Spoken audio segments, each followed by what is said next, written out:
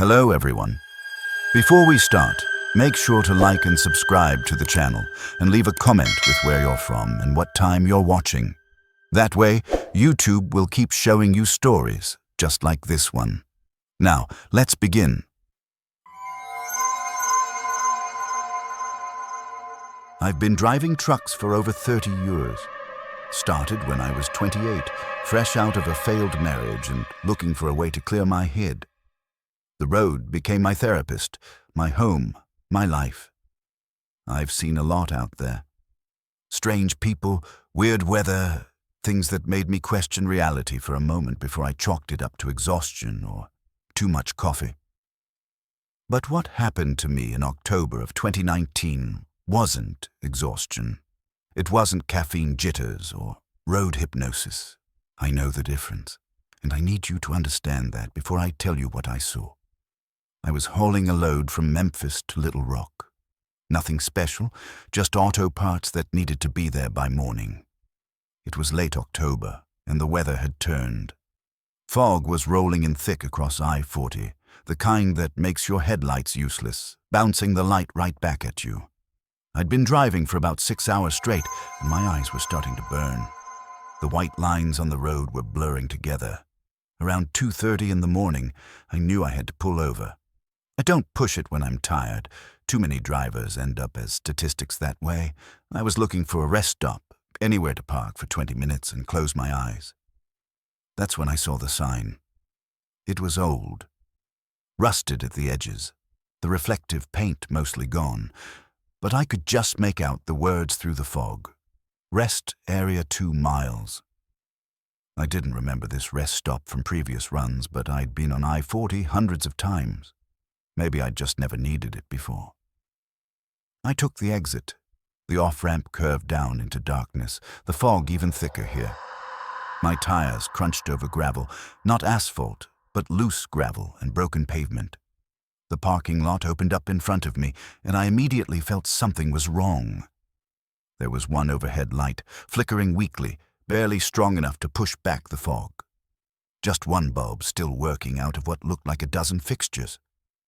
The rest stop building sat in the middle of the lot, a squat concrete structure with dark windows and a door I could barely see.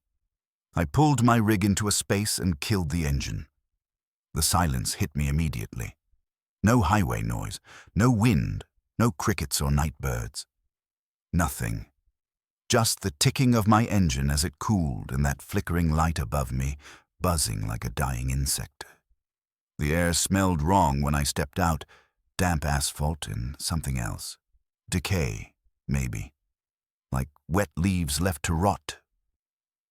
I grabbed my flashlight from the cab and walked toward the restroom building. My boots crunched on the gravel, and each step echoed weirdly in the fog. The building was older than any rest stop I'd ever seen on I-40. The concrete was stained dark with water damage and mold. The windows were covered with metal grates, and the door, a heavy steel thing, was slightly ajar. I pushed it open. It creaked loud enough to make me wince.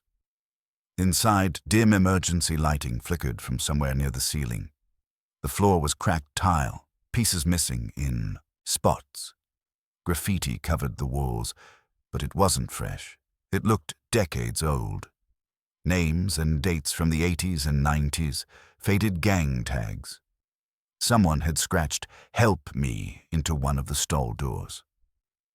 I found the urinal and took care of business, keeping my flashlight on. That's when I heard it. Footsteps. Slow, deliberate footsteps echoing from somewhere deeper in the building. From one of the stalls, maybe, or from the other side of the wall. I couldn't tell. "Anyone there?" I called out. My voice bounced off the tile and died, and there was no response. The footsteps stopped. I finished quickly and got the hell out of there. My heart was pounding harder than it should have been. I'm not easily spooked. I've stopped at plenty of sketchy rest areas. But something about this place felt fundamentally wrong. Like I'd stepped into somewhere I wasn't supposed to be. When I got back outside, I froze. My truck's headlights were off. I'd left them on. I always leave them on when I stop. Force of habit makes it easier to find your rig in a dark lot. And there was another vehicle now, a station wagon, parked at the far end of the lot where I was certain nothing had been before. It was an old model, maybe from the mid-80s. Boxy shape, wood paneling on the sides. The windows were completely fogged over from the inside. I stood there staring at it. No one got out. No doors opened. I couldn't see anyone inside through the fog on the glass. The overhead light flickered and buzzed. In the brief moment of darkness when it went out, I could have sworn I saw someone standing next to the station wagon, but when the light came back, there was nothing. I walked quickly back to my truck, my hands shaking as I grabbed the door handle. I climbed into the cab and turned the key. Nothing. The engine didn't even turn over. Just a dead click. "Come on," I muttered, trying again. Click, click, nothing. I'd been driving long enough to know my rig inside and out. The battery was fine. The engine had been running perfectly an hour ago. This didn't make sense. That's when the CB radio crackled to life. I hadn't turned it on. I always shut it off when I stopped to sleep. Too many truckers chattering through the night. But now it hissed with static, loud in the silence of the cab. Then a voice came through. "You shouldn't have stopped here." It was male, calm. But there was something wrong with it. The tone was flat, emotionless, like someone reading words they didn't understand. I grabbed the radio mic. "Who is this? Which channel are you on?" More static. Then the voice again. "They've been waiting." My blood went cold. I looked up through the windshield. That's when I saw them. Figures. Standing at the edge of the parking lot, just outside the reach of that flickering light. 4 of them. Maybe 5. It was hard to tell in the fog. They were completely still, not moving, not swaying, just standing there in a line. The fog seemed thicker around. Them, swirling but never quite obscuring their silhouettes. They didn't look right. The proportions were wrong somehow, too tall or too rigid, like mannequins someone had posed out there in the darkness. I tried the ignition again, my hands slipping on the key. Click, click, come on, come on. The engine roared to life. I didn't question it. I slammed the truck into gear and hit the gas. Gravel sprayed behind me as I spun the wheel, not even bothering to check my mirrors. I just had to get out of there. The figures didn't move. Even as I swung the truck around and headed for the exit, they just stood there, watching. Or at least, I think they were watching. I couldn't see faces. Just shapes. The fog parted as I hit the on-ramp back to I-40. My heart was hammering so hard I thought I might pass out.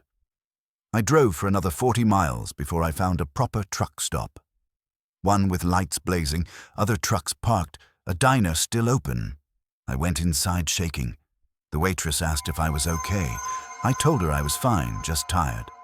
But then I asked her about the rest stop, the one back on I-40 around mile marker 214. She looked at me funny. "There's no rest stop there, honey. Nearest one's another 30 miles east." I asked 3 other drivers. Same answer. No one knew what I was talking about.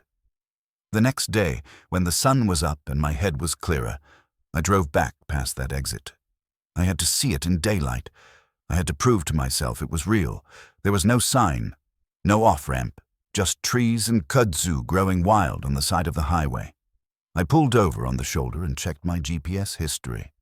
According to the log, I never left the interstate. It showed me driving straight through, no stops, no detours, but I know what I saw. I felt the gravel under my tires. I smelled that rotting smell in the air. I heard that voice on the CB. I don't drive that route anymore. I take I-55 now, even though it adds an hour to the trip. And sometimes, late at night when I'm on some other empty highway, I'll catch myself looking for old rusted signs in the fog, wondering if I'll see that rest stop again. I don't know what that place was, but I know one thing. It wasn't meant for the living.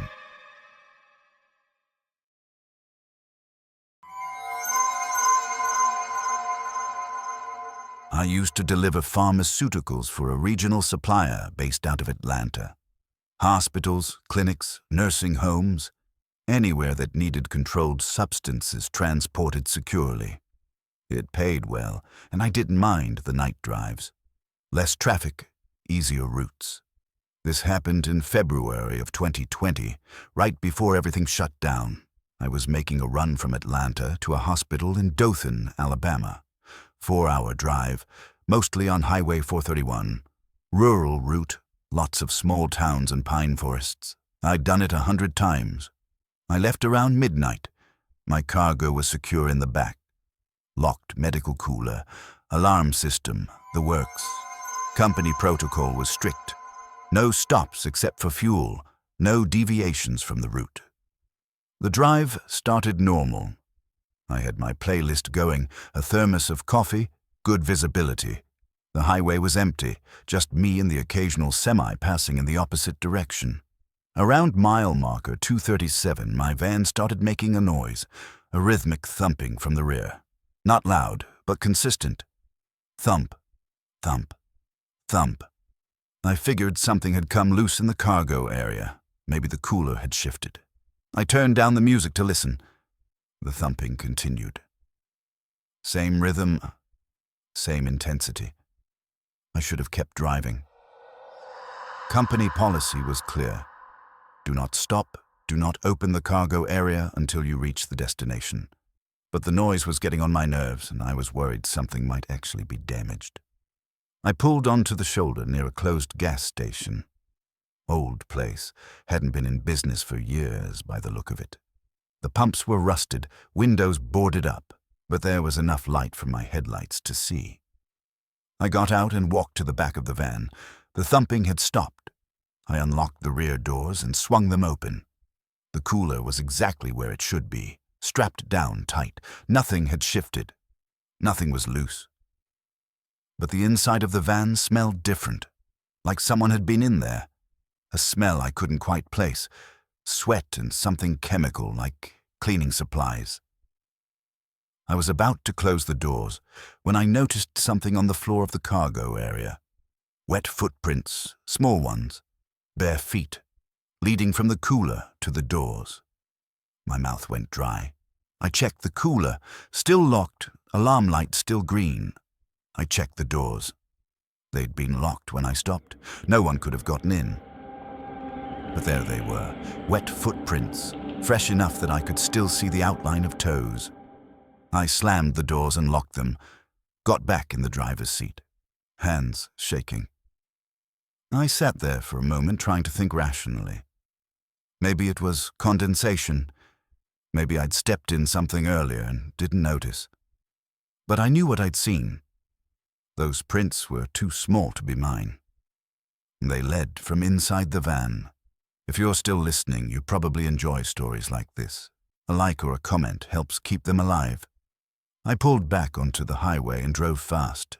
Too fast, probably. But I didn't care. I just wanted to get to Dothan and unload. That's when the knocking started again, but it wasn't coming from the cargo area anymore. It was coming from right behind my seat. Knock, knock, knock. 3 deliberate raps, like someone's knuckles on the metal panel that separated the cab from the cargo area. I didn't turn around. I couldn't. My entire body had gone rigid. Every instinct screamed at me to pull over, to get out, to run. But I kept driving. The knocking came again. Louder this time. Knock, knock, knock. "There's no one back there," I said out loud, my voice shaking. "There's no one back there." The knocking stopped. For about 30 seconds, there was silence, just the hum of the engine and my ragged breathing. Then I heard it, a voice, small, childlike, coming from behind the panel. "Can you let me out?" I nearly drove off the road. My hands jerked on the wheel and the van swerved onto the shoulder before I corrected. My heart was slamming against my ribs so hard I thought I might be having a heart attack. "Please," the voice said. "It's dark back here." I didn't respond. Couldn't respond. I just kept driving. my eyes locked on the road ahead, refusing to look in the rearview mirror. "I'm cold," the voice said. Then it changed. The tone shifted. Deeper. Wrong. "Let me out." Not a request anymore. A demand. I reached for my phone, fumbling it out of my pocket. I was going to call someone. My dispatcher. The police. Anyone. But before I could dial, the knocking started again. All over the van. On the ceiling, on the doors, on the panel behind me. Dozens of knocks, overlapping, creating a horrible cacophony of sound. Then it stopped. Everything stopped. The voice, the knocking, even the hum of the engine seemed to fade. I looked in the rear-view mirror. There was a handprint on the inside of the rear window. Small, pressed against the glass from inside the cargo area. I don't remember the rest of the drive. My next clear memory is pulling into the hospital loading dock in Dothan, security lights blazing, people in scrubs waiting for the delivery. I got out on shaking legs and opened the cargo area. The cooler was there, undamaged. Alarm still green. No footprints. No handprint on the window. Everything was normal. I made the delivery and drove straight back to Atlanta. Didn't stop for food, didn't stop for gas, didn't stop for anything. When I got back to the depot, I told my supervisor I was done. Turned in my keys that morning. He asked why. I didn't have a good answer that wouldn't make me sound crazy. About a week later, I saw a news story. They'd found a body on Highway 431 not far from mile marker 237. A girl, maybe 7 or 8 years old. She'd been missing for 3 years. They found her in the woods behind that old closed gas station, the one where I'd stopped, the one where I'd seen those footprints. I don't know what was in my van that night. I don't know if it was her or something pretending to be her, or if my mind just broke for a little while under the stress and isolation of those night drives. But I'll tell you this, I still hear that knocking sometimes. Late at night when I'm trying to sleep. 3 deliberate raps, like someone asking to be let in, and I never, ever answer.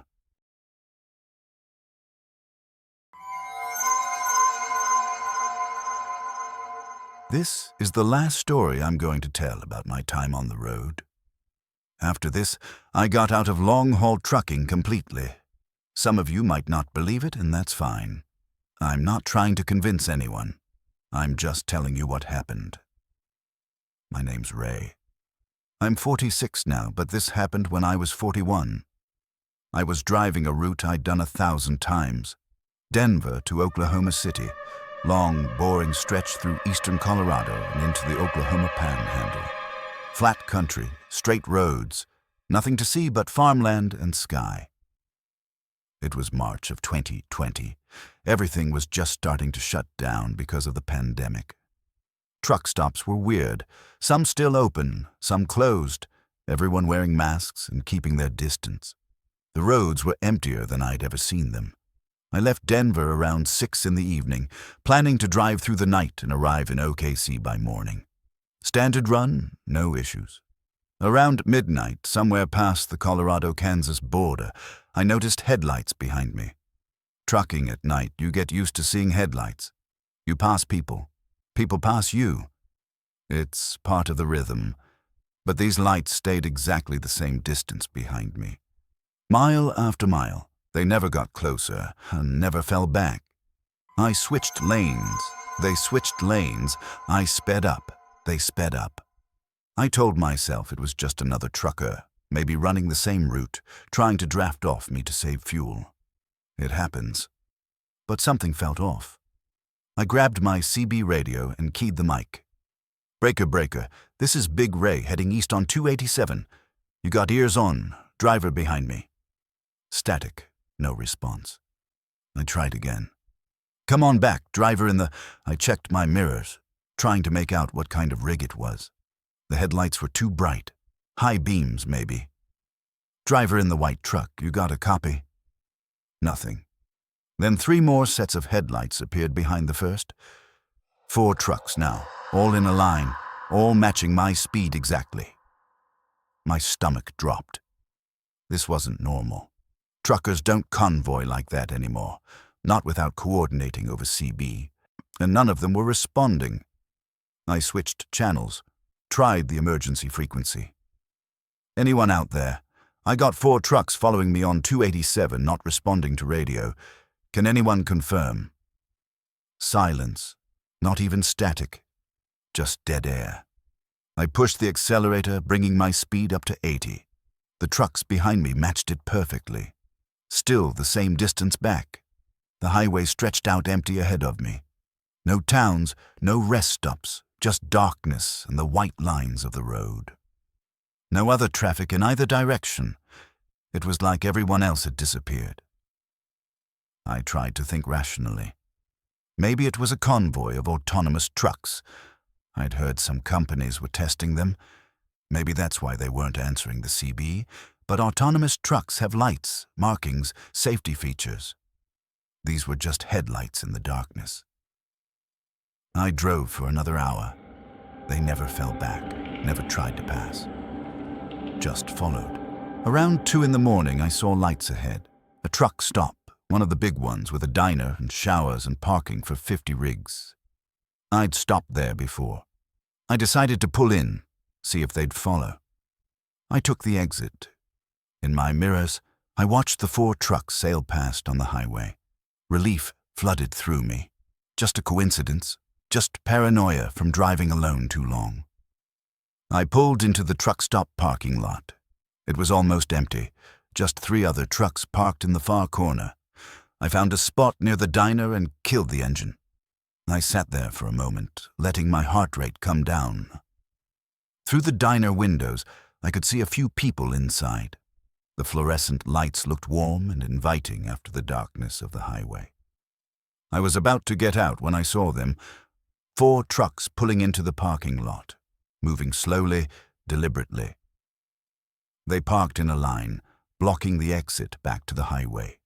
The headlights stayed on, all of them pointed directly at me. I sat frozen in my cab, staring at them. No one got out. No doors opened. Just 4 trucks, idling, lights blazing.